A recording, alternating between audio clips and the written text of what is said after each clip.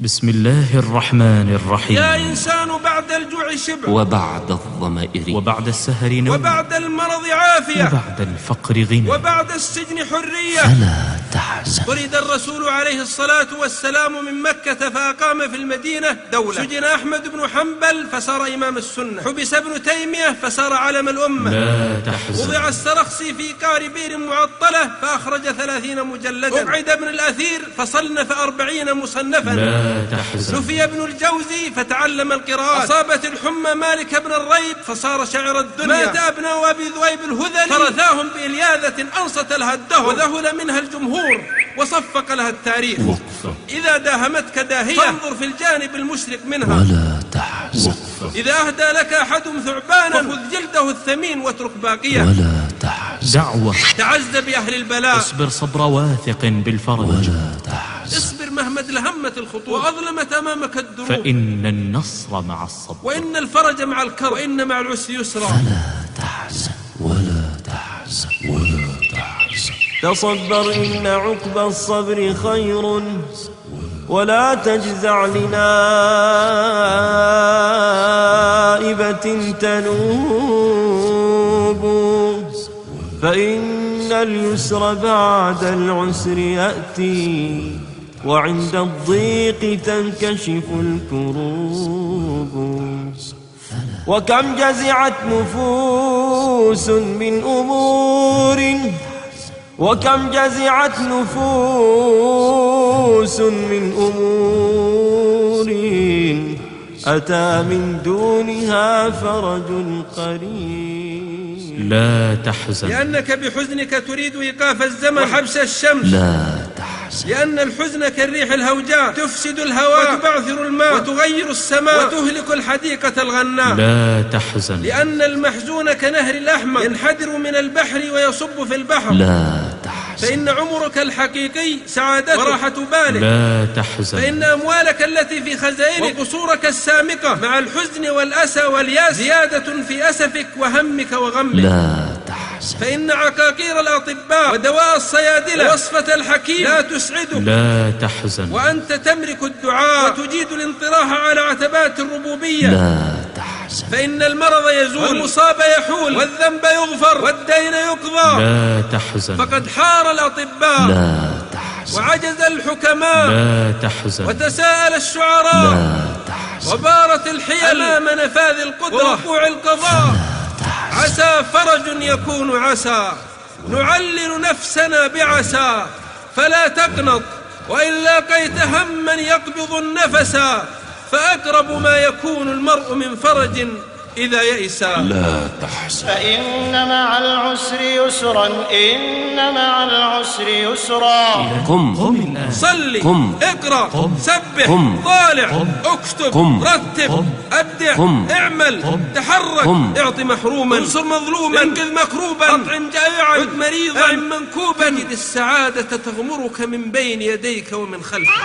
اليقين، المؤسسة الإسلامية للإنتاج الإعلامي والتوزيع بجدة تقدم لا تحزن. الدرة الثانية لفضيلة الشيخ الدكتور عائض ابن عبد الله القرني. الحمد لله والصلاة والسلام على رسول الله وعلى آله وصحبه ومن والاه، وبعد، فعنوان هذه المحاضرة لا تحزن، وهي رسالة لكل مهموم ومغموم ومحزون تقول له لا تحزن، وهي خطاب لكل مصاب ومبتلى وكل من سحقته المشقة والعنى تقول له لا تحزن، وهي نداء لكل من أحدقت به المصائب وأحاطت به النكبات وخنقته الأزمات تقول له لا تحزن، وهي دعوة لمن فقد ابنه وفجع بثمرة فؤاده وأصيب بصفيه من أهل الدنيا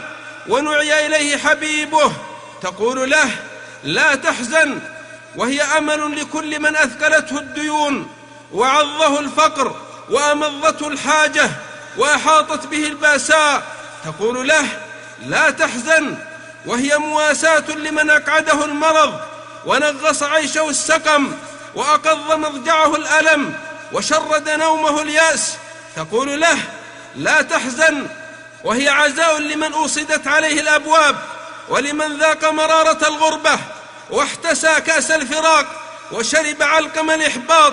تقول له: لا تحزن، وهي سلوة لمن أشرف على الانتحار ومل الحياة وسئم العيش وعاف البقاء. تقول له: لا تحزن. عناصر المحاضرة: إن مع العسر يسرا، فكر واشكر، ما مضى فات، يومك يومك، اترك المستقبل حتى يأتي، مواجهة النقد الآثم، لا تنتظر شكرا من أحد، الإحسان إلى الغير انشراح للصدر، اطرد الفراغ بالعمل، قضاء وقدر، اصنع من الليمون شرابا حلوا، أمن يجيب المضطر إذا دعاه، العوض من الله، الإيمان هو الحياة، اجن العسل ولا تكسر الخلية، ألا بذكر الله تطمئن القلوب، أم يحسدون الناس على ما آتاهم الله من فضله، اقبل الحياة كما هي، تعز بأهل البلاء، الصلاة الصلاة، حسبنا الله ونعم الوكيل، قل سيروا في الأرض فصبر جميل، لا تحمل الكرة الأرضية على راسك، لا تحطم كالتوافه، ارض بما قسم الله لك تكن أغنى الناس، ذكر نفسك بجنة عرضها السماوات والأرض. وقفات، وهذه هي التفاصيل. إن مع العسر يسرا. يا إنسان، بعد الجوع شبع، وبعد الظمأ ري، وبعد السهر نوم، وبعد المرض عافية، وبعد الفقر غنى، وبعد السجن حرية. سوف يصل الغائب ويهتدي الضال ويفك العاني وينقشع الظلام، فعسى الله أن يأتي بالفتح أو أمر من عنده. بشر الليل بصبح صادق يطارده على رؤوس الجبال ومسارب الأودية، بشر المهموم بفرج مفاجئ يصل في سرعة الضوء ولمح البصر، بشر المنكوب بلطف خفي وكف حانية. إذا رأيت الصحراء تمتد فاعلم أن وراءها رياضا خضراء وارفة الظلال. إذا رأيت الحبل يشتد فاعلم أنه سوف ينقطع.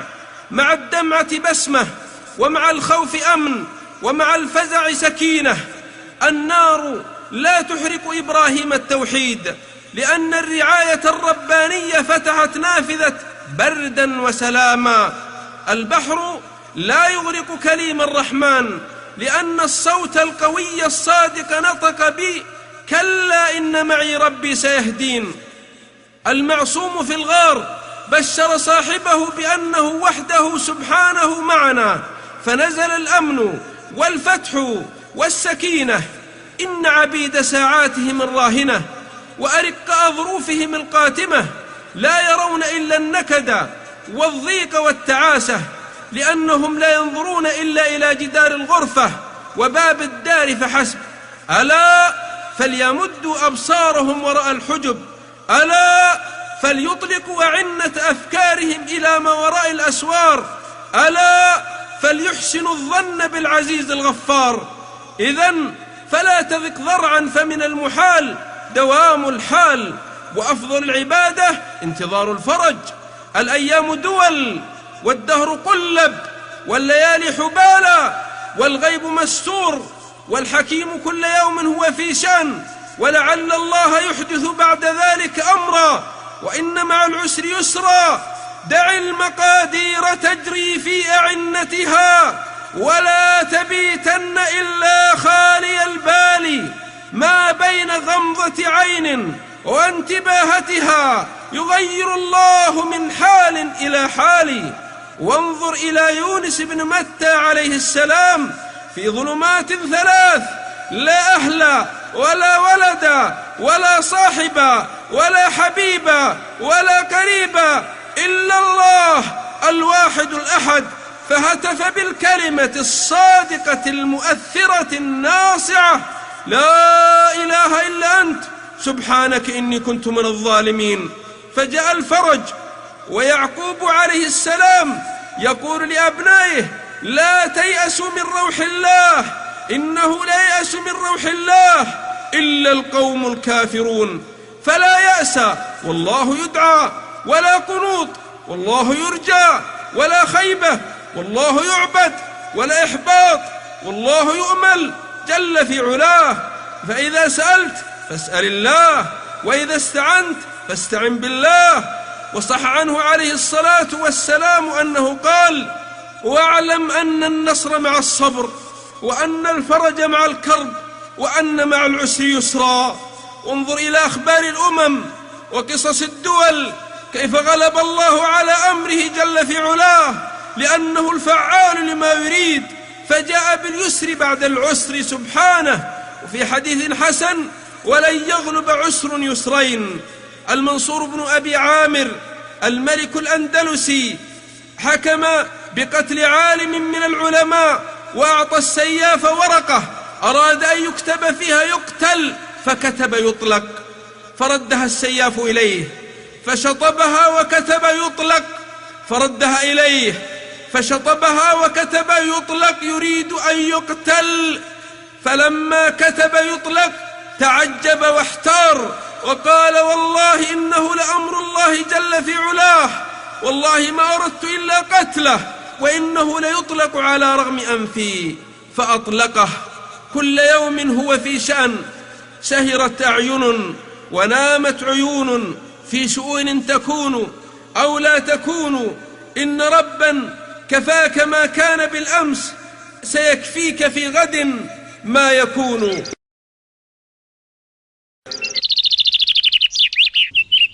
فكر واشكر. المعنى أن تذكر نعم الله عليك، فإذا هي تغمرك من فوقك ومن تحت قدمك. وإن تعدوا نعمة الله لا تحصوها.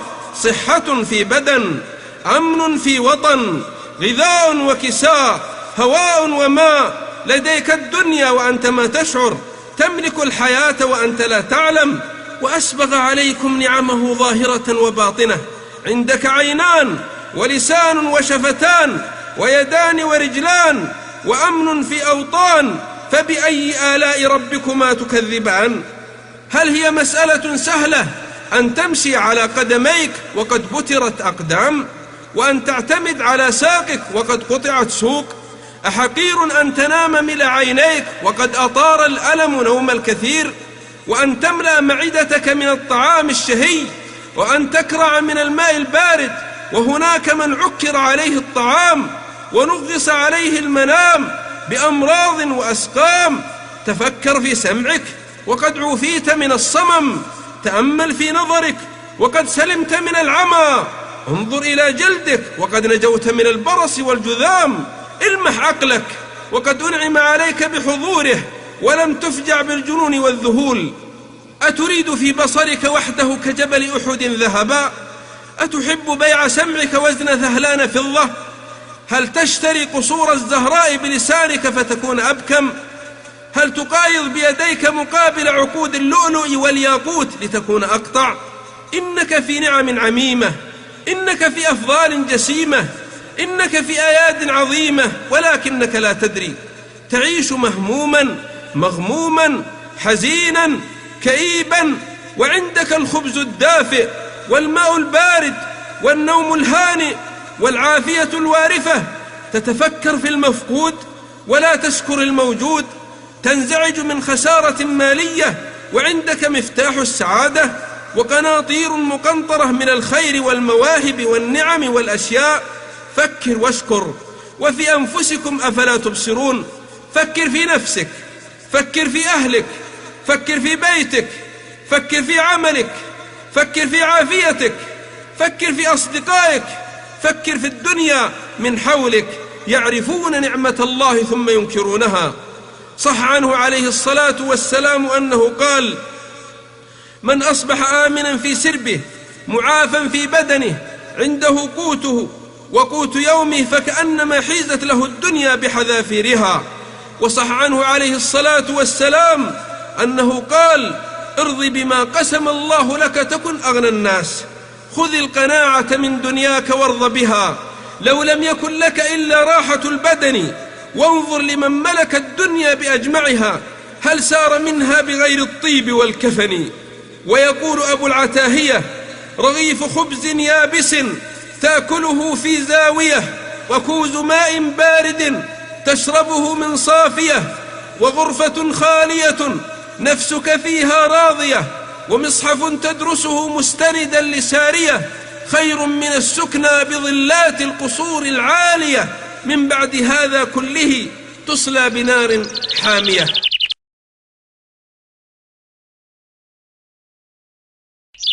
ما مضى فات.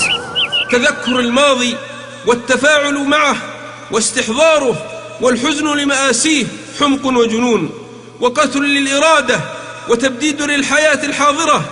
إن ملف الماضي عند العقلاء يطوى ولا يروى، يغلق عليه أبدا في زنزانة النسيان، يقيد بحبال قوية في سجن الإهمال فلا يخرج أبدا، ويوصد عليه فلا يرى النور، لأنه مضى وانتهى. لا الحزن يعيده، لا الهم يصلحه، لا الغم يصححه، لا الكدر يحييه، لأنه عدم. لا تعش في كابوس الماضي وتحت مظلة الفائت، انقذ نفسك من شبح الماضي. أتريد أن ترد النهر إلى مصبه، والشمس إلى مطلعها، والطفل إلى بطن أمه، واللبن إلى الثدي، والدمعة إلى العين؟ إن تفاعلك مع الماضي وقلقك منه واحتراقك بناره وانطراحك على اعتابه وضع مأساوي رهيب مخيف مفزع. القراءة في دفتر الماضي ضياع للحاضر وتمزيق للجهد ونسف للساعة الراهنة. ذكر الله الأمم وما فعلت ثم قال: تلك أمة قد خلت. وقال لأوليائه: لكي لا تأسوا على ما فاتكم ولا تفرحوا بما أتاكم. انتهى الأمر، قضيت المسألة، لا طائل من تشريح جثة الزمان وإعادة عجلة التاريخ. إن الذي يعود للماضي كالذي يطحن الطحين وهو مطحون أصلا، وكالذي ينشر نشارة الخشب. وقديما قالوا لمن يبكي على الماضي: لا تخرج الأموات من قبورهم. وقد ذكر من يتحدث على ألسنة البهائم أنهم قالوا للحمار: لم لا تجتر؟ قال: أكره الكذب. إن بلاءنا أننا نعجز عن حاضرنا ونشتغل بماضينا، نهمل قصورنا الجميلة ونندب أطلالنا البالية. ولئن اجتمعت الإنس والجن على إعادة ما مضى لما استطاعوا، لأن هذا هو المحال بعينه. إن الناس لا ينظرون إلى الوراء ولا يلتفتون إلى الخلف، لأن الريح تتجه إلى الأمام، والماء ينحدر إلى الأمام، والقافلة تسير إلى الأمام، فلا تخالف سنة الحياة.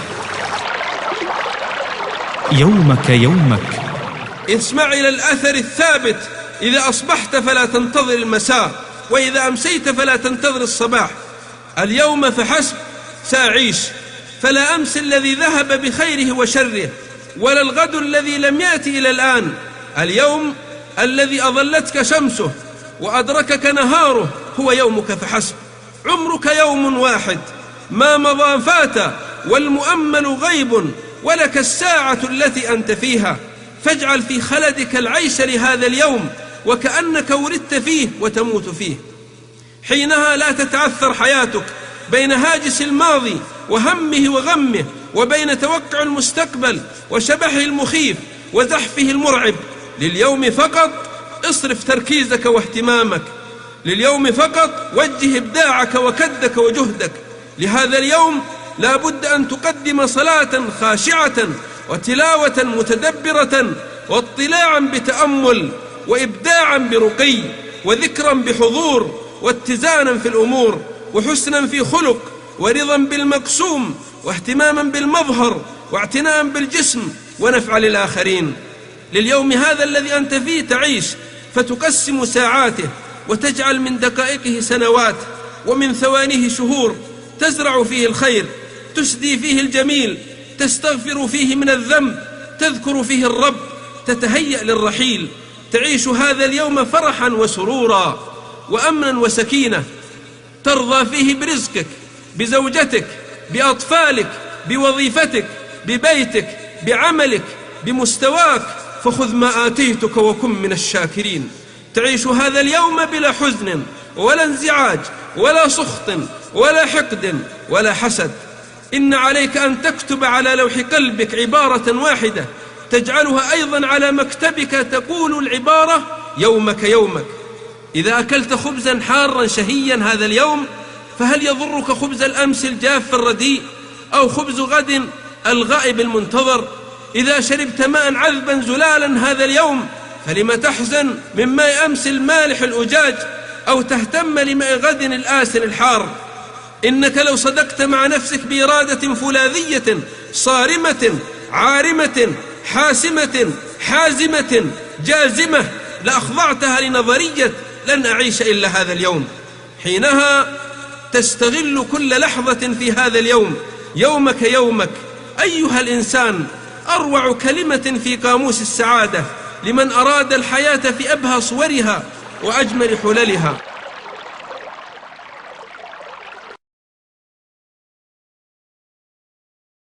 اترك المستقبل حتى يأتي.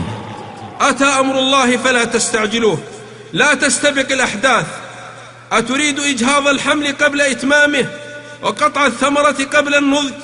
إن غدا مفقود لا حقيقة له، ليس له وجود ولا طعم ولا لون ولا رائحة، فلماذا نشغل أنفسنا به ونتوجس من مصائبه ونهتم لحوادثه ونتوقع كوارثه ولا ندري هل يحال بيننا وبينه أو نلقاه فإذا هو سرور ونور وحبور؟ المهم أنه في عالم الغيب لم يصل إلى الأرض بعد. إن علينا ألا نعبر جسرا حتى ناتيه، ومن يدري لعلنا نقف قبل وصول الجسر، أو لعل الجسر ينقطع بنا، وربما وصلنا الجسر ومررنا بسلام. لعمرك ما تدري الضوارب بالحصى ولا زاجرات الطير ما الله صانعه. لا يعلم الغيب إلا الله، فانتظر موعودك مع الحياة وكن سعيدا بيومك. إن إعطاء الذهن مساحة أوسع للتفكير في المستقبل وفتح كتاب الغيب ثم الاكتواء بالمزعجات المتوقعة ممقوت شرعا لأنه طول أمل، ومذموم عقلا لأنه مصارعة للظل. إن كثيرا من هذا العالم يتوقع في مستقبله الجوع والعري والمرض والفقر والمصائب، وهذا كله من مقررات مدارس إبليس. الشيطان يعدكم الفقر ويأمركم بالفحشاء، والله يعدكم مغفرة منه وفضلا. وكل بها ربا عليما حاكما جل في علاه. كثير هم الذين يبكون لأنهم سوف يجوعون غدا، وسوف يمرضون بعد سنة، وسوف ينتهي العالم بعد 100 عام. إن الذي عمره في يد غيره لا ينبغي له أن يراهن على العدم، والذي لا يدري متى يموت لا يجوز له الاشتغال بشيء مفقود لا حقيقة له. اترك غدا حتى يأتيك، لا تسأل عن أخباره، لا تنتظر زحوفه لأنك مشغول باليوم. وإن تعجب فعجب هؤلاء الذين يقترضون الهم نقدا ليقضوه نسيئة في يوم لم تشرق شمسه ولم يرى النور، فحذار من طول الأمل.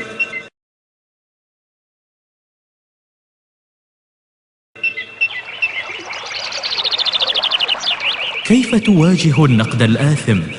الرقعاء السخفاء الحمقى التافهون سبوا الخالق الرازق جل في علاه، شتموا الواحد الأحد الذي ذهب بالجمال والكمال والجلال، لا إله إلا هو. فماذا أتوقع أنا وأنت ونحن أهل الحيف والخطأ؟ إنك سوف تواجه في حياتك حربا ضروسا لا هوادة فيها من النقد الآثم المر، ومن التحطيم المدروس المقصود، ومن الإهانة المتعمدة، ما دام أنك تعطي وتبني وتؤثر وتسطع وتلمع وتبدع. ولن يسكت هؤلاء عنك حتى تتخذ نفقا في الأرض أو سلما في السماء فتفر من هؤلاء. أما وأنت بين أظهرهم فانتظر منهم ما يسوءك ويبكي عينك ويدمي مقلتك ويقض مضجعك. إن الجالس على الأرض لا يسقط، إن الناس لا يرفسون كلبا ميتا، لكنهم يغضبون عليك لأنك فقتهم صلاحا أو علما أو أدبا أو مالا أو بيانا أو زهدا، فأنت عندهم مذنب لا توبة لك حتى تترك مواهبك ونعم الله عليك، وتنخلع من كل صفات الحمد، وتنسلخ من كل معاني النبل، وتبقى بليدا غبيا صفرا محطما مكدودا. هذا ما يريدون بالضبط. إذن فاصمد لكلام هؤلاء، إذن فاثبت أحد، إذن فاصبر على نقدهم وتشويههم وتجريحهم وتحقيرهم، إذن كن كالصخرة الصامتة المهيبة تتكسر عليها حبات البرد لتثبت وجودها وتعلن صمودها وقدرتها على البقاء.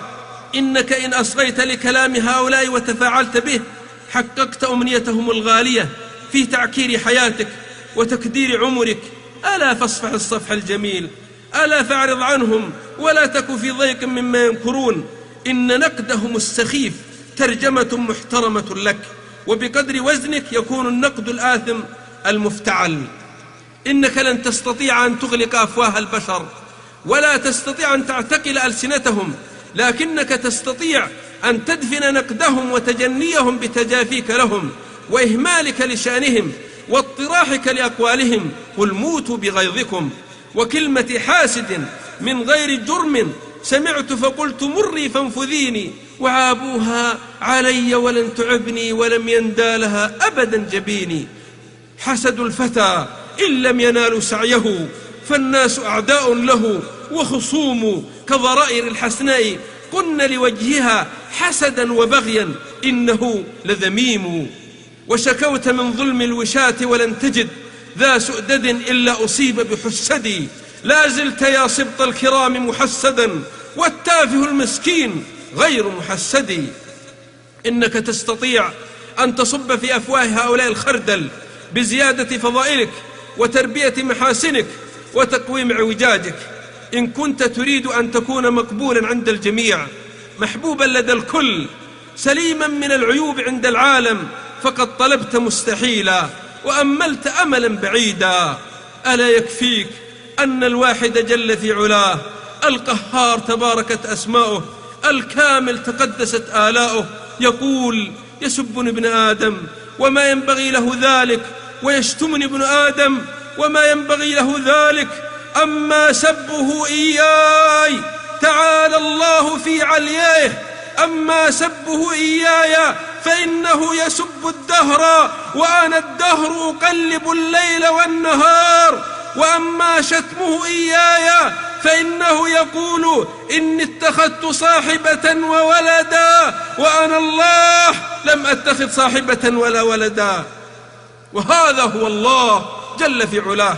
ورسولنا صلى الله عليه وسلم من بلغ الكمال البشري سب وشتم وهجي، وقيل له ساحر وشاعر وكاهن وكذاب ومجنون، فنزل عليه: فاصفح الصفح الجميل، فاصبر صبرا جميلا.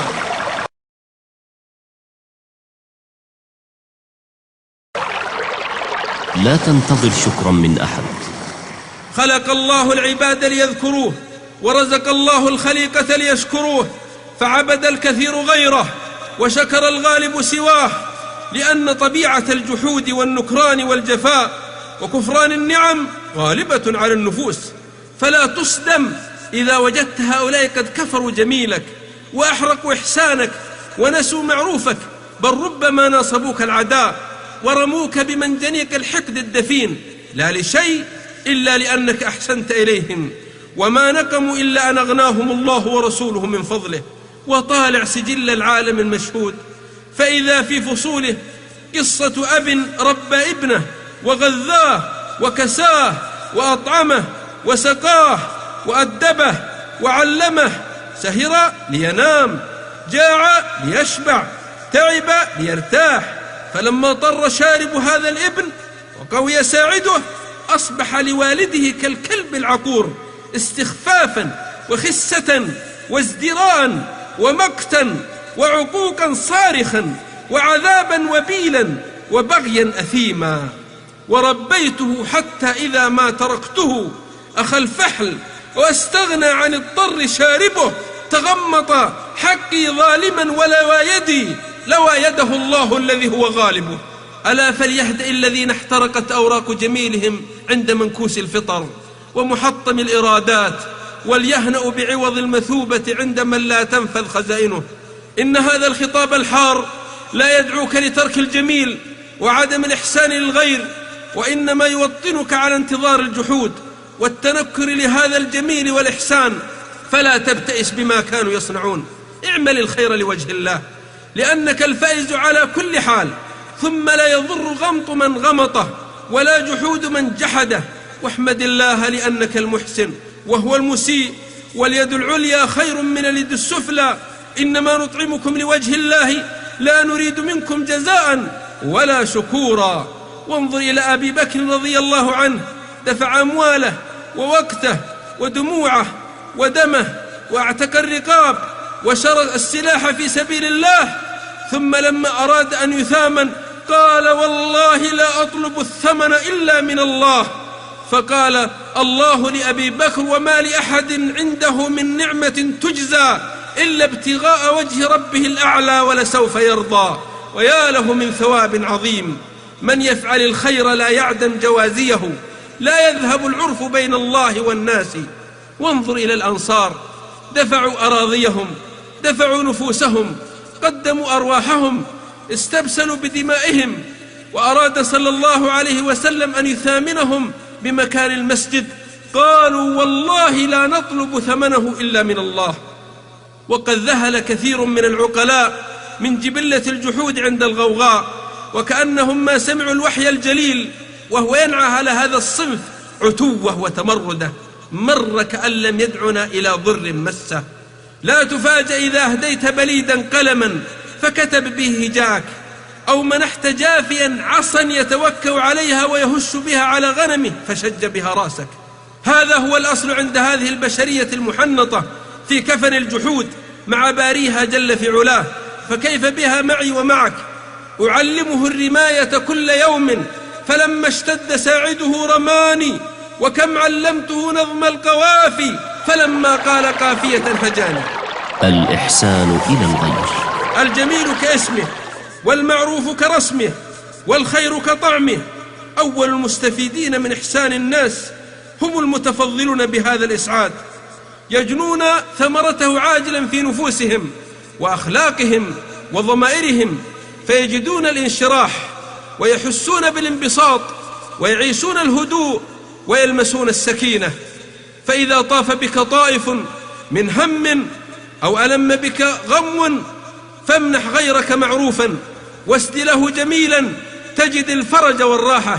اعط محروما، انصر مظلوما، انقذ مكروبا، أطعم جائعا، عد مريضا، أعن منكوبا، تجد السعادة تغمرك من بين يديك ومن خلفك. إن فعل الخير كالمسك ينفع حامله وبائعه ومشتريه، وعوائد الخير النفسية عقاقير مباركة تصرف في صيدلية الذين عمرت قلوبهم بالبر والإحسان. إن توزيع البسمات المشرقة على فقراء الأخلاق صدقة جارية في عالم القيم، ولو أن تلقى أخاك بوجه طلق. وإن عبوس الوجه إعلان حرب ضروس على الآخرين لا يعلم قيامها إلا علام الغيوب. شربة ماء من كف بغي لكلب عقور أثمرت دخول جنة عرضها السماوات والأرض، لأن صاحب الثواب غفور شكور يحب العفو محسن غني حميد.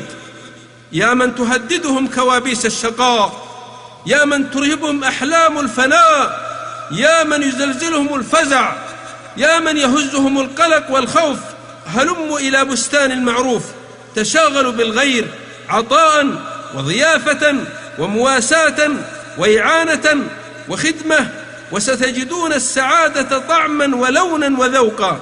وما لأحد عنده من نعمة تجزى إلا ابتغاء وجه ربه الأعلى ولسوف يرضى. اطرد الفراغ بالعمل. وقل اعملوا فسيرى الله عملكم ورسوله والمؤمنون. الفارغون في الحياة هم أهل الأراجيف، هم أهل الشائعات، هم أهل أحلام اليقظة، لأن أذهانهم موزعة، رضوا بأن يكونوا مع الخوالف. إن أخطر حالات الذهن يوم يفرغ صاحبه من العمل فيبقى كالسيارة المسرعة في انحدار بلا سائق تجنح ذات اليمين وذات الشمال. يوم تجد في حياتك فراغا فتهيأ حينها للهم والغم والفزع، لأن هذا الفراغ يسحب لك ملفات الماضي والحاضر والمستقبل من أدراج الحياة، فيجعلك في أمر مريج.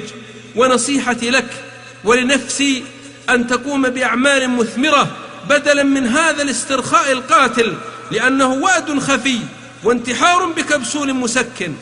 إن الفراغ أشبه بالتعذيب البطيء الذي يمارس في سجون الصين، بوضع السجين تحت أنبوب يقطر كل دقيقة قطرة، وفي فترات انتظار هذه القطرات يصاب السجين بالجنون.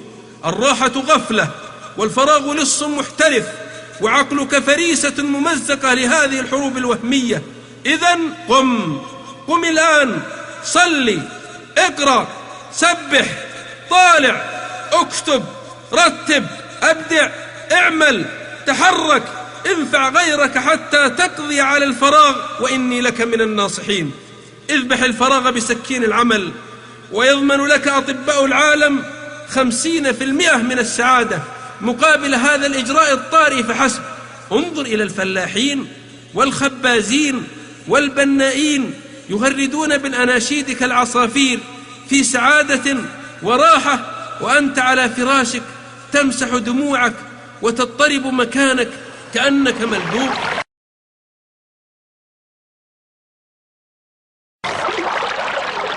قضاء وقدر. ما أصاب من مصيبة في الأرض ولا في أنفسكم إلا في كتاب من قبل أن نبراها، فليعلم من جهل وليدري من غفل.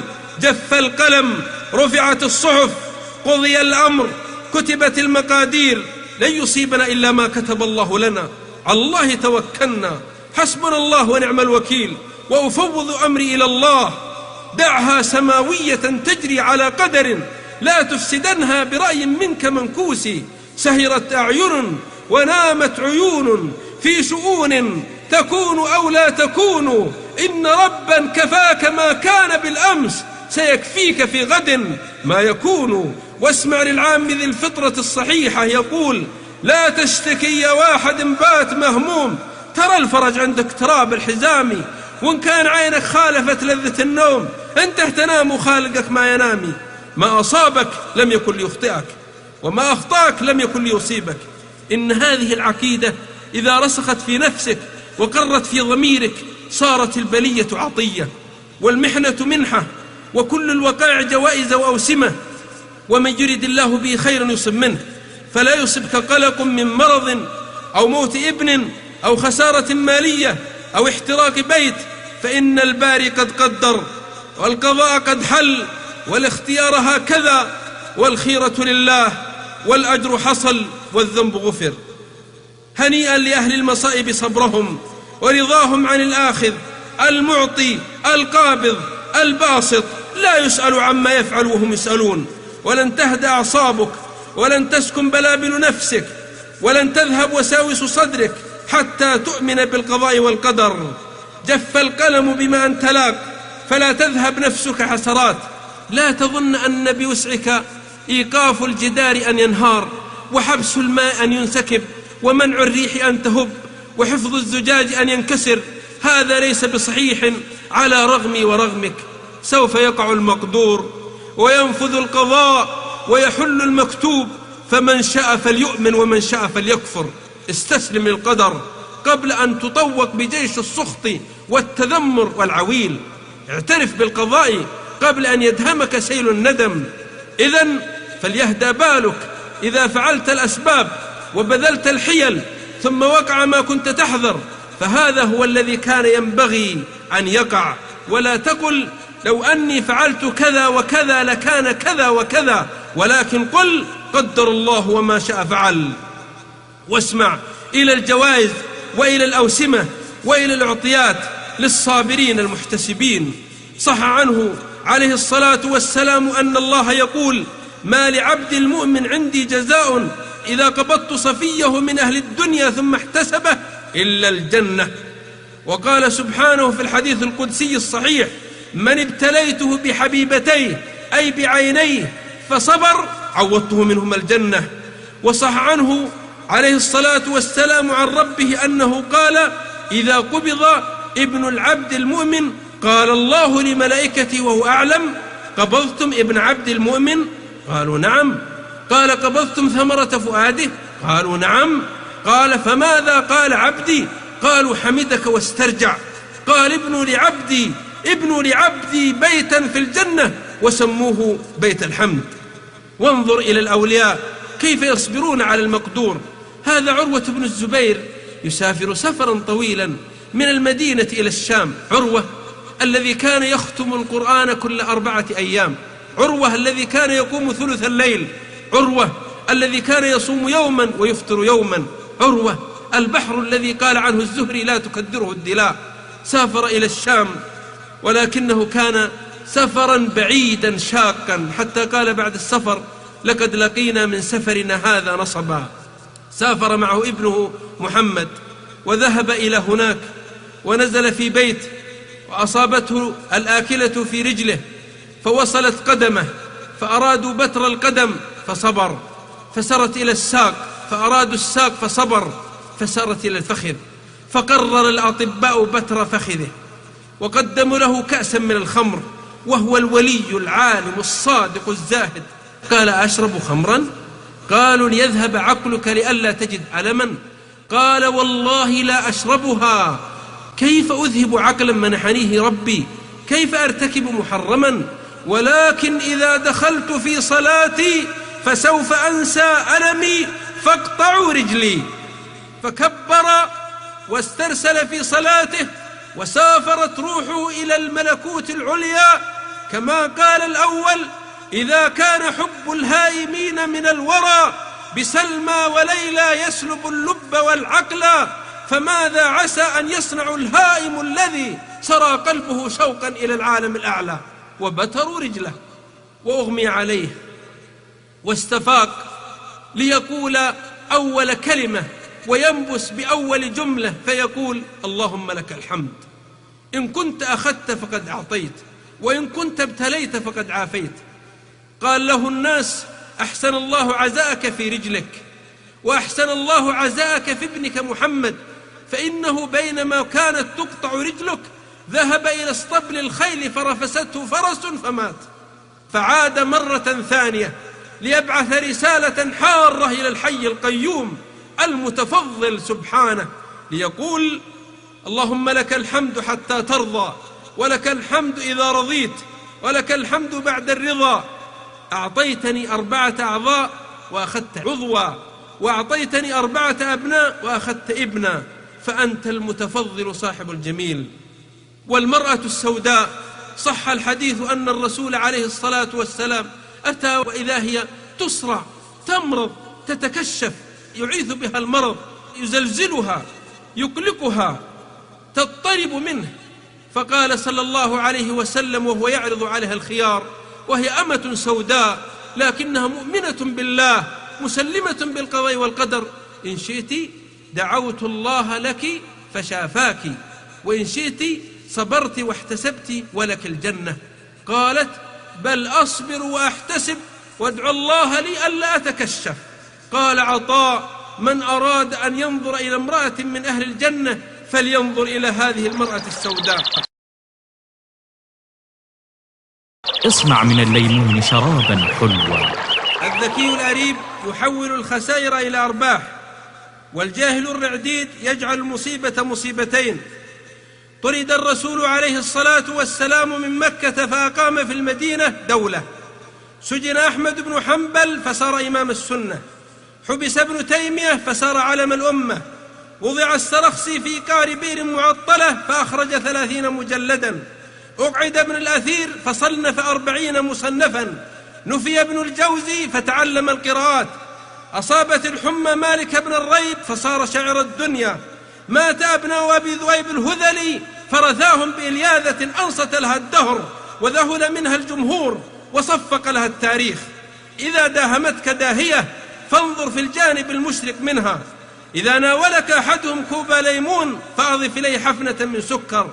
إذا أهدى لك أحدهم ثعبانا فخذ جلده الثمين واترك باقيه. إذا لدغتك عقرب فاعلم أنه مصل واقي ومناعة حصينة ضد السم الحيات.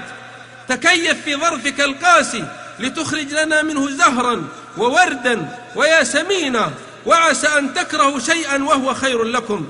سجنت فرنسا قبل ثورتها العارمة شاعرين مجيدين متفائلا ومتشائما، فأخرجا راسيهما من نافذة السجن. أما المتفائل فنظر نظرة في النجوم فضحك، أما المتشائم فنظر في الطين فبكى. انظر إلى الوجه الآخر الماساة، لأن الشر المحض ليس موجود أصلا، بل هناك خير ومكسب وفتح وأجر. أمن يجيب المضطر إذا دعاه؟ من الذي يفزع إليه المكروب؟ من الذي يستغيث به المنكوب؟ من الذي تصمد إليه الكائنات؟ من الذي تسأله المخلوقات؟ من الذي تلتجي إليه العباد؟ من الذي تلهج الألسنة بذكره؟ من الذي تأله القلوب؟ من هو الواحد الأحد؟ إنه الله الذي لا إله إلا هو. وحق علي وعليك أن ندعوه في الشدة والرخاء والسراء والضراء، ونفزع إليه في الملمات، ونتوسل إليه في الكربات، وننطرح على عتبات بابه سائلين باكين ضارعين منيبين. حينها يأتينا مدده، يصل إلينا عونه، يسرع إلينا فرجه، يحل علينا فتحه. أمن يجيب المضطر إذا دعاه؟ فينجي الغريق ويرد الغائب ويعافي المبتلى وينصر المظلوم ويهدي الضال ويشفي المريض ويفرج عن المكروب. فإذا ركبوا في الفلك دعوا الله مخلصين له الدين. ولن أسرد عليك هنا أدعية إزالة الهم والحزن والغم، فهي معلومة في دواوين السنة. إذا وجدت الطريق إلى ربك فقد وجدت كل شيء، وإن فقدت الإيمان به فقد فقدت كل شيء. إن دعاءك ربك عبادة أخرى وطاعة عظمى ثانية فوق حصول المطلوب. وإن عبدا يجيد فن الدعاء حري ألا يهتم ولا يغتم ولا يحزن ولا يقلق. قل لن يصيبنا إلا ما كتب الله لنا، هو مولانا وعلى الله فليتوكل المؤمنون. كل الحبال تتسرم إلا حبله، كل الأبواب توصد إلا بابه، كل الطرق تغلق إلا طريقه. هو قريب سميع مجيب، يجيب المضطر إذا دعاه. يأمرك وأنت الفقير الضعيف المحتاج، وهو الغني القوي الواحد الماجد بأن تدعوه. ادعوني أستجب لكم، ادعوني أستجب لكم. إذا نزلت بك النوازل، إذا ألمت بك الخطوب، فالهج بذكره واهتف باسمه واطلب مدده واسأل فتحه ونصره. مرغ الجبين لتقديس اسمه لتحصل على تاج الحرية، وأرغم الأنف في طين عبوديته لتحوز وسام النجاة. مد يديك، ارفع كفيك، أطلق لسانك، أكثر من طلبه، بالغ في سؤاله، ألح عليه، الزم بابه، انتظر لطفه، ترقب فتحه، اشد باسمه، احسن الظن به، انقطع إليه، تبتل إليه تبتيلا حتى تسعد وتفلح. العوض من الله، لا تأسف على مصيبة، فإن الذي قدرها عنده جنة وثواب وعوض وأجر عظيم. إن أولياء الله المصابين المبتلين ينوه بهم في الفردوس. سلام عليكم بما صبرتم فنعم عقبى الدار. وحق علينا أن ننظر في عوض المصيبة وفي ثوابها وفي خلفها الخير. أولئك عليهم صلوات من ربهم ورحمة وأولئك هم المهتدون. هنيئا للمصابين، بشرى للمنكوبين، سلام على المضطهدين. إن عمر الدنيا قصير وكنزها حقير، والآخرة خير وأبقى. فمن أصيب هنا كوفي هناك، ومن تعب هنا ارتاح هناك، ومن افتقر هنا اغتنى هناك. أما المتعلقون بالدنيا العاشقون لها الراكنون إليها، فأشد ما على قلوبهم فوت حظوظهم منها وتنغيص راحتهم فيها، لأنهم يريدونها وحدها. فلذلك تعظم عليهم المصائب وتكبر عندهم النكبات، لأنهم ينظرون تحت أقدامهم فلا يرون إلا الدنيا الفانية الزهيدة الرخيصة. أيها المصابون، ما فات شيء وأنتم الرابحون، فقد بعث لكم برسالة بين أسطرها لطف وعطف وثواب وحسن اختيار. إن على المصاب الذي ضرب عليه سرادق المصيبة أن ينظر ليرى النتيجة، فضرب بينهم بسور له باب باطنه فيه الرحمة وظاهره من قبله العذاب. وما عند الله خير وأبقى وأهنى وأمرى وأجل وأعلى وأغلى. الإيمان هو الحياة. الأشقياء بكل معاني الشقاء هم المفلسون من كنوز الإيمان ومن رصيد اليقين، فهم أبدا في تعاسة وغضب ومهانة وذلة. ومن أعرض عن ذكري فإن له معيشة ضنكا. لا يسعد النفس، لا يزكيها، لا يطهرها، لا يسرها، لا يفرحها، لا يذهب غمها وهمها وقلقها إلا الإيمان بالله رب العالمين. لا طعم للحياة أصلا إلا بالإيمان. إذا الإيمان ضاع فلا حياة ولا دنيا لمن لم يشر دينا. ومن رضي الحياة بغير دين فقد جعل الفناء لها قرينا. إن الطريقة المثلى للملاحدة إن لم يؤمنوا أن ينتحروا ليريحوا أنفسهم من هذه الآثار والأغلال والظلمات والدواهي. يا لها من حياة تعيسة بلا إيمان، يا لها من لعنة أبدية حاقت بالخارجين على منهج الله في الأرض. ونقلب أفئدتهم وأبصارهم كما لم يؤمنوا به أول مرة ونذرهم في طغيانهم يعمهون. وقد آن الأوان للعالم أن يقتنع كل القناعة وأن يؤمن كل الإيمان بأن لا إله إلا الله بعد تجربة طويلة شاقة عبر قرون غابرة. توصل بعدها العقل إلى أن الصنم خرافة والكفر لعنة والإلحاد كذبة، وأن الرسل صادقون، وأن الله حق، وأنه على كل شيء قدير. وبقدر إيمانك قوة وضعفا، حرارة وبرودة، تكون سعادتك وراحتك وطمأنينتك. من عمل صالحا من ذكر أو أنثى وهو مؤمن فلنحيينه حياة طيبة ولنجزينهم أجرهم بأحسن الذي كانوا يعملون. وهذه الحياة الطيبة هي استقرار نفوسهم لحسن موعود ربهم، وثبات قلوبهم بحب باريهم، وطهارة ضمائرهم من أوضار الانحراف، وبرود أعصابهم أمام الحوادث، وسكينة قلوبهم عند وقع القضاء، ورضاهم في مواطن القدر، لأنهم رضوا بالله ربا وبالإسلام دينا وبمحمد صلى الله عليه وسلم رسولا. اجن العسل ولا تكسر الخلية. الرفق ما كان في شيء إلا زانه، وما نزع من شيء إلا شانه. اللين في الخطاب، البسمة الرائقة على المحيا، الكلمة الطيبة عند اللقاء، هذه حلل منسوجة يرتديها السعداء، وهي صفات المؤمن كالنحلة تأكل طيبا وتصنع طيبا، وإذا وقعت على زهرة لا تكسرها، لأن الله يعطي على الرفق ما لا يعطي على العنف.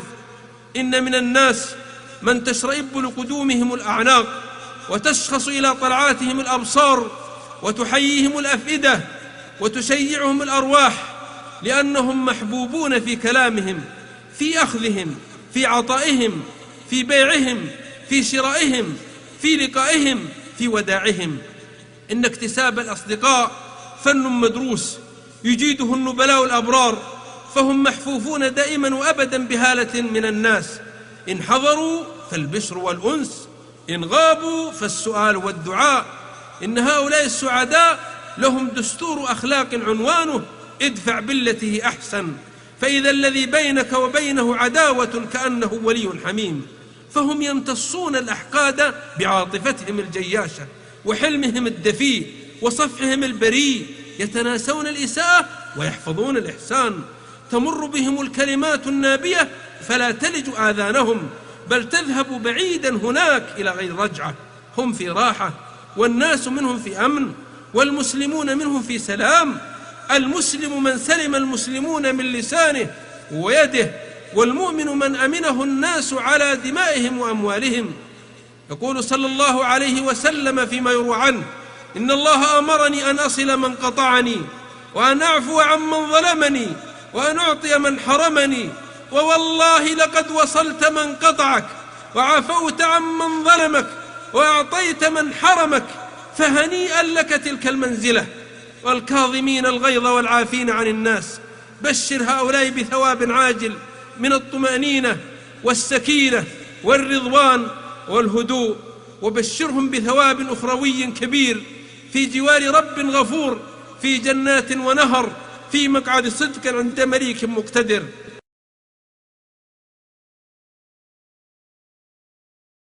ذكر الله تعالى. الصدق حبيب الله، الصراحة صابون القلوب، التجربة برهان، الرائد لا يكذب أهله. لا يوجد عمل أشرح للصدر وأعظم الأجر كالذكر، فاذكروني أذكركم. وذكره سبحانه جنة في أرضه، من لم يدخلها لم يدخل جنة الآخرة، وهو إنقاذ للنفس من أوصابها وأتعابها واضطرابها. إذا مرضنا تداوينا بذكركم، ونترك الذكر أحيانا فننتكس. اذكرونا مثل ذكرانا لكم، رب ذكرى قربت من نزحا، وهو الطريق الميسر المختصر إلى كل فوز وفلاح. طالع دواوين الوحي لترى فوائد الذكر، جرب مع الأيام بلسمه لتنال الشفاء. بذكره سبحانه تنقشع سحب الخوف والفزع والهم والحزن، بذكره تزاح جبال الكرب والغم والأسى. الله أكبر كل هم ينجلي عن قلب كل مكبر ومهلل، ولا عجب أن يرتاح الذاكرون، فهذا هو الأصل الأصيل.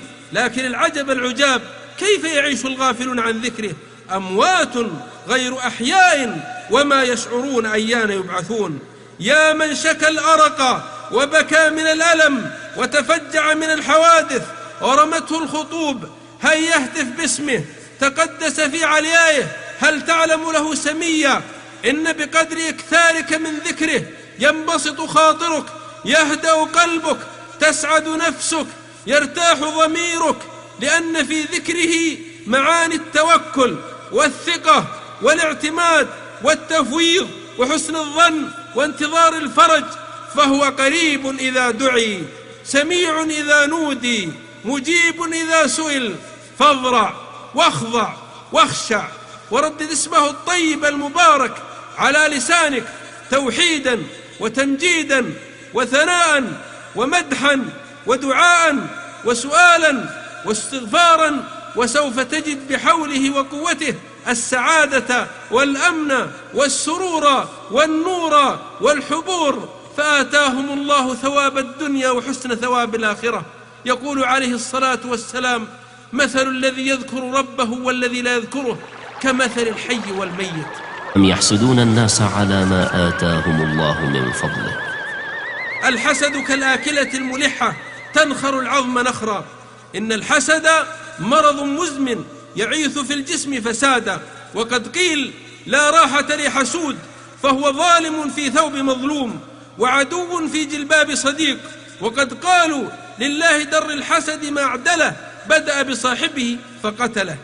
إنني أنهى نفسي ونفسك عن الحسد رحمة بي وبك قبل أن نرحم الآخرين، لأننا بحسدنا لهم نطعم الهم لحومنا، ونسقي الغم دماءنا، ونوزع النوم على جفون الآخرين. إن الحاسد يشعل فرنا ساخنا ثم يقتحم فيه. التنغيص والكدر والهم الحاضر أمراض يولدها الحسد لتقضي على الراحة والحياة الطيبة الجميلة.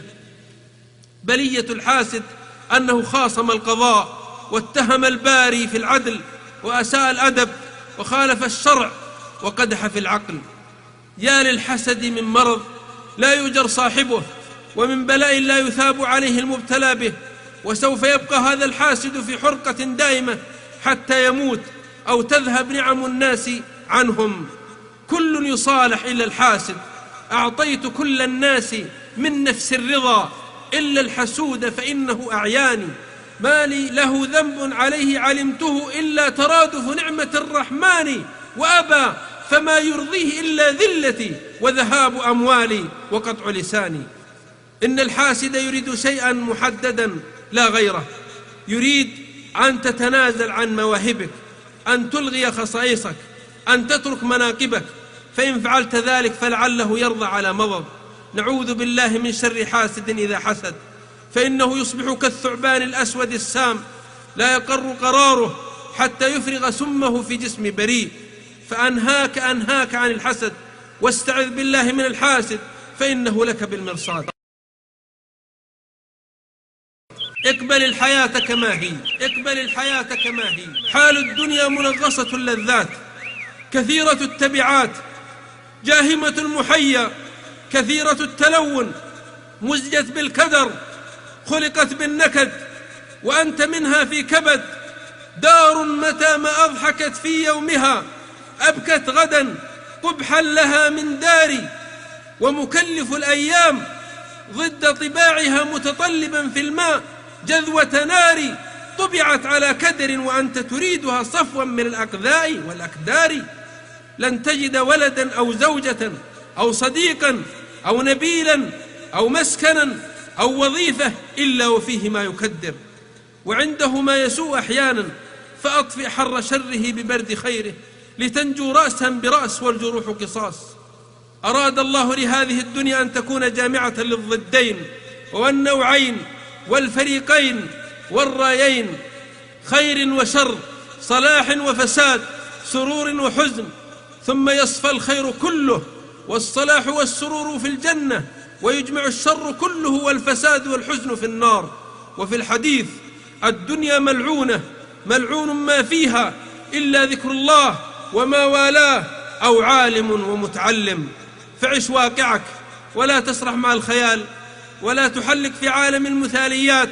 اقبل الدنيا كما هي، وطوع نفسك لمعايشتها ومواطنتها، فسوف لا يصفو لك صاحب، ولا يكمل لك فيها أمر، ولا يصلح لك حال، لأن التمام والكمال في الآخرة. لن تكمل لك زوجه في الحديث: لا يفرق مؤمن مؤمنة إن كره منها خلقا رضي منها آخر. فينبغي أن نسدد وأن نقارب، وأن نعفو وأن نصفح، وأن نأخذ ما تيسر ونذر ما تعسر. خذ العفو وأمر بالعرف واعرض عن الجاهلين. ومن ذا الذي ترضى سجاياه كلها؟ كفى المرء نبلا أن تعد معايبه. إذا أنت لم تشرب مرارا على القذى ظمئت، وأي الناس تصفو مشاربه. ولست بمستبق أخا لا تلمه على شعث، أي الرجال المهذب. فلنغمض الطرف أحيانا ونسدد الخطى ونتغافل عن الأمور. ليس الغبي بسيد في قومه، لكن سيد قومه المتغابي. تعز بأهل البلاء، تلفت يمنة ويسرة، فهل ترى إلا مبتلى؟ هل تشاهد إلا منكوبا؟ هل تبصر إلا مصابا؟ في كل دار نائحة، على كل خد دمع، في كل واد بنو سعد. كم من المصائب، كم من الصابرين، فلست أنت وحدك المصاب، بل مصابك أنت بالنسبة لغيرك قليل. كم من مريض على سريره من أعوام يتقلب ذات اليمين وذات الشمال، يئن من الألم، يصيح من السقم.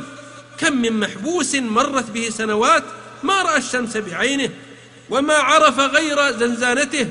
كم من رجل وامرأة فقدا فلذات أكبادهما في ميعة الشباب وريعان العمر.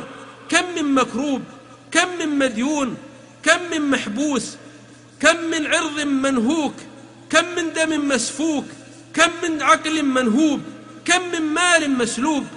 آن لك أن تتعزى بهؤلاء، وأن تعلم علم اليقين أن هذه الحياة سجن للمؤمن، وأنها دار الأحزان والنكبات. تصبح القصور حافلة بأهلها، وتمسي خاوية على عروشها. بينما الشمل مجتمع، والأبدان في عافية، والأموال وافرة، والأولاد كثر، ثم ما هي إلا أيام، فإذا الفقر والموت والفراق والأمراض. وتبين لكم كيف فعلنا بهم وضربنا لكم الأمثال. فعليك أن توطن نفسك كتوطين الجمل المحنك الذي يبرك على الصخرة، وعليك أن توازن مصابك بمن حولك وبمن سبقك في مسيرة الدهر، ليظهر لك أنك معافى بالنسبة لهؤلاء، وأنه لم يأتك إلا وخزات سهلة. فاحمد الله على لطفه، واشكره على ما أبقى، واحتسم ما أخذ، وتعز بمن حولك. ولك في رسولنا صلى الله عليه وسلم قدوة. وضع السلى على رأسه، أدميت قدماه، شج وجهه، حوصر في الشعب، طرد من مكة، كسرت ثنيته، رمي في عرض زوجته، قتل 70 من أصحابه، فقد ابنه، ماتت بناته، ربط الحجر على بطنه، اتهم بشتى التهم وصانه الله عن ذلك. وهذا بلاء لا بد منه وتمحيص لا أعظم منه. وقد قتل قبل ذلك زكريا، وذبح يحيى، وهجر موسى، ووضع الخليل في النار، وسار الأئمة على هذا الطريق، فضرج عمر، اغتيل عثمان، وطعن علي، وجلد الظهور الأئمة، وسجن الأخيار، ونكل بالأبرار. أم حسبتم أن تدخلوا الجنة ولما ياتكم مثل الذين خلوا من قبلكم مستهم الباساء والضراء وزلزلوا حتى يقول الرسول والذين آمنوا معه متى نصر الله، ألا إن نصر الله قريب. قل للذي بصروف الدهر عيرنا هل عاند الدهر إلا من له خطر. أما ترى البحر تعلو فوقه جيف وتستقر بأقصى قعره درر، وفي السماء نجوم لا عداد لها وليس يكسف إلا الشمس والقمر.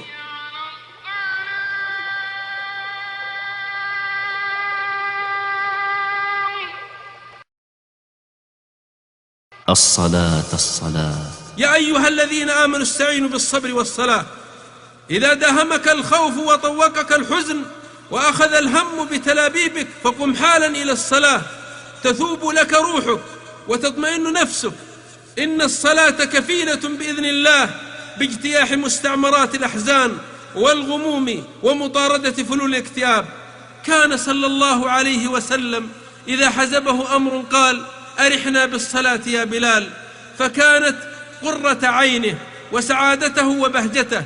وقد طالعت سير أقوام أفذاذ كانت إذا ضاقت بهم الضوائق وكشرت في وجوههم الخطوب فزعوا إلى صلاة خاشعة فتعود لهم قواهم وإرادتهم وهممهم. إن صلاة الخوف فرضت لتؤدى في ساعة الرعب، يوم تتطاير الجماجم وتسيل النفوس على شفرات السيوف، فإذا الثبات والسكينة والرضوان والأنس. إن على الجيل الذي عصفت به الأمراض النفسية أن يتعرف على المسجد وأن يمرغ جبينه ليرضي ربه أولا ولينقذ نفسه من هذا العذاب الواصب، وإلا فإن الدمع سوف يحرق جفنه والحزن سوف يحطم أعصابه، وليس لديه طاقة تمده بالسكينة والأمن إلا الصلاة. ومن أعظم النعم لو كنا نعقل هذه الصلوات الخمس كل يوم وليلة كفارة لذنوبنا، رفع لدرجاتنا، صلاح لأحوالنا، سكينة لنفوسنا، دواء لأمراضنا، تسكب في ضمائرنا مقادير زاكية من اليقين، تملأ جوانحنا بالرضا. أما أولئك الذين جانبوا المسجد وتركوا الصلاة فمن نكد إلى نكد، ومن حزن إلى حزن، ومن شقاء إلى شقاء، فتعسا لهم وأضل أعمالهم. حسبنا الله ونعم الوكيل. تفويض الأمر إلى الله، التوكل عليه، الثقة بوعده، الرضا بصنيعه، حسن الظن به، انتظار الفرج منه، من أعظم ثمرات الإيمان ومن أجل صفات المؤمنين. وحينما يطمئن العبد إلى حسن العاقبة ويعتمد على ربه في كل شأنه يجد الرعاية والولاية والكفاية والتأييد والنصرة. لما ألقي إبراهيم عليه السلام في النار قال: حسبنا الله ونعم الوكيل، فجعلها الله عليه بردا وسلاما. ولما قيل لرسولنا صلى الله عليه وسلم: إن الناس قد جمعوا لكم، قال: حسبنا الله ونعم الوكيل. فانقلبوا بنعمة من الله وفضل، لم يمسسهم سوء، واتبعوا رضوان الله، والله ذو فضل عظيم. إن الإنسان وحده لا يستطيع أن يصارع الأحداث ولا يقاوم الملمات ولا ينازل الخطوب، لأنه خلق ضعيفا عاجزا. ولكنه حينما يتوكل على ربه ويثق بمولاه ويفوض الأمر إليه يجد النصر والتأييد والفتح والإعانة. وعلى الله فتوكلوا إن كنتم مؤمنين. فيا من أراد أن ينصح نفسه توكل على القوي الغني ذو القوة المتين لينقذك من الويلات ويخرجك من النكبات.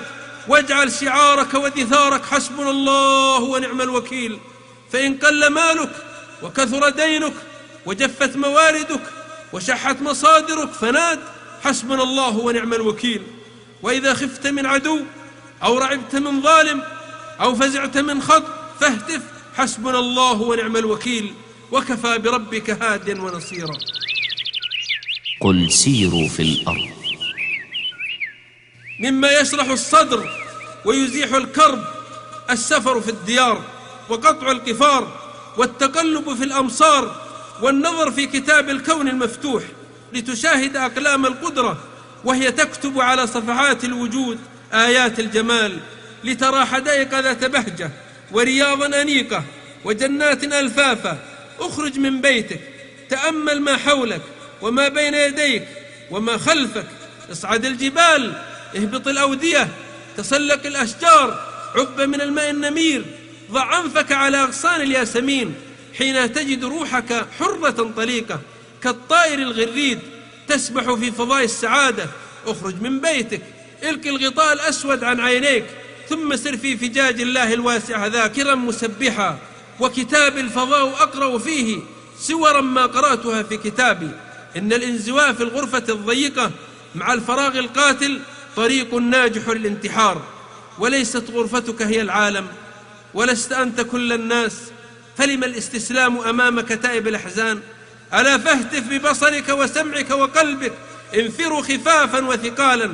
تعال لتقرأ القرآن هنا بين الجداول والخمائل، بين الطيور وهي تتلو خطب الحب، وبين الماء وهو يروي قصة وصوله من التل. إن الترحال في مسارب الأرض متعة يوصي بها الأطباء لمن ثقلت عليه نفسه وأظلمت عليه غرفته. فهيا بنا نسافر لنسعد ونفرح ونفكر ونتدبر.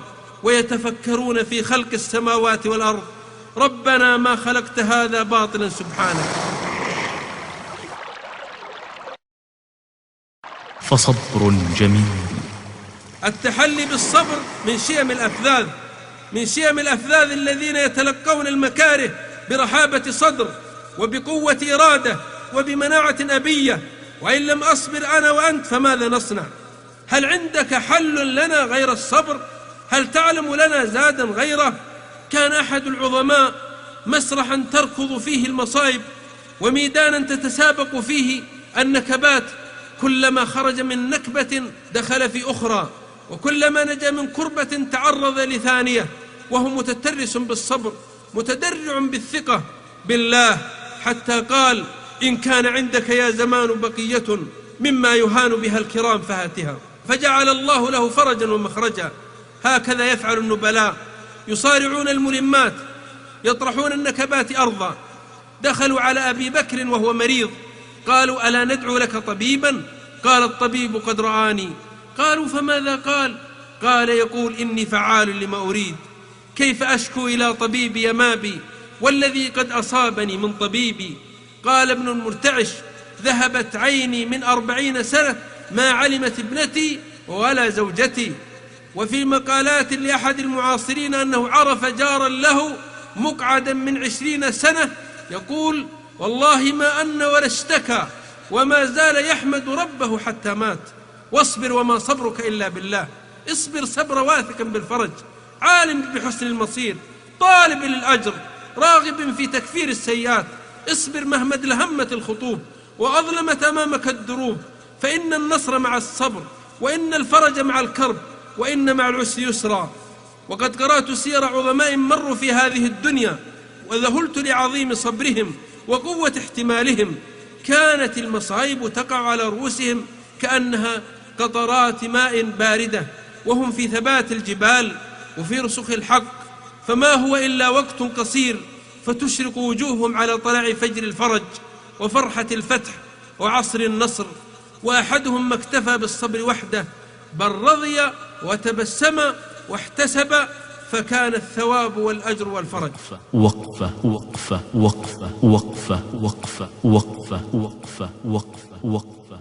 لا تحزن، لأنك بحزنك تريد إيقاف الزمن وحبس الشمس وإعادة عقارب الساعة والمشي إلى الخلف ورد النهر إلى مصبه.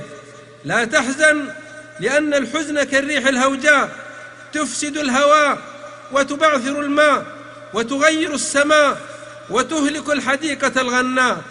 لا تحزن، لأن المحزون كنهر الأحمق ينحدر من البحر ويصب في البحر، وكالتي نقضت غزلها من بعد قوة أنكاثا، وكالنافخ في قربة مثقوبة، وكالكاتب بإصبعه على الماء. لا تحزن، فإن عمرك الحقيقي سعادتك وراحة بالك، فلا تنفق أيامك في الحزن، ولا تبذل لياليك في الهم، ولا توزع ساعاتك على الغم، ولا تسرف في إضاعة حياتك، فإن الله لا يحب المسرفين. لا تحزن، فإن أموالك التي في خزائنك وقصورك السامقة وبساتينك الخضراء مع الحزن والأسى والياس زيادة في أسفك وهمك وغمك. لا تحزن، فإن عقاقير الأطباء ودواء الصيادلة ووصفة الحكيم لا تسعدك، وقد أسكنت الحزن قلبك وفرشت له عينك وبسطت له جوانحك وألحفته جلدك.